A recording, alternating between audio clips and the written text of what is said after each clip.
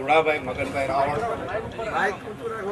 નામ ધુળાભાઈ મગનભાઈ રાવળ, વતન મોઢેરા, તાલુકો બેચરાજી, નિવૃત્ત આચાર્ય, 31/10/2011 રોજ હાઈસ્કૂલની અંદર આચાર્ય તરીકે નોકરી કરતા વય નિવૃત્તિ લીધેલી છે.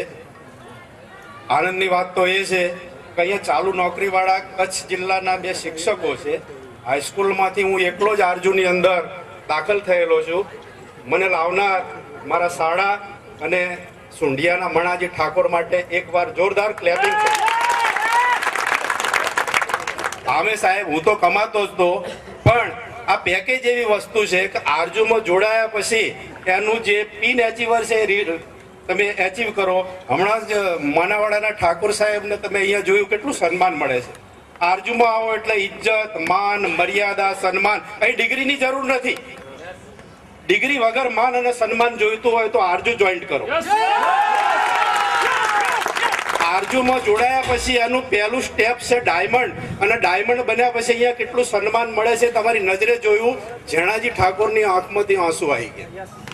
આ માન, સન્માન, ઇજ્જત તમને આરજુ સિવાય બીજે ક્યાંય